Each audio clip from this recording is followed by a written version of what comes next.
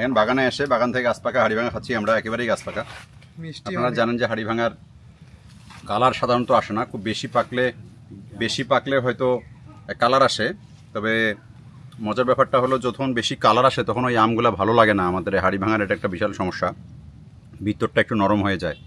এটা যত ডাটে খাওয়া যায়, যত শক্ত থাকে তত মজা লাগে বেশি। জি, অনেক টেস্টি আম, এটা আটি অনেক ছোট, মাংস অনেক বেশি থাকে, এটা সুবিধা।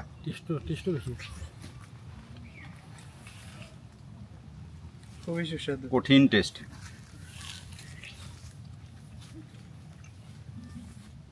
তাহলে চলে আসুন, এত সুন্দর বাগান থেকে নিজ হাতে আম ছিঁড়ে খাওয়া এবং নেয়ার সুযোগ আছে আর কি।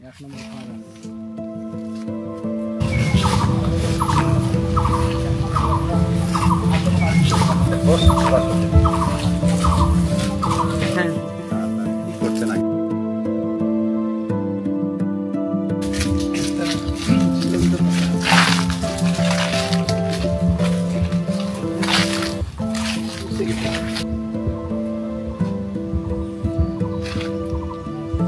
পাঁচটা আছে।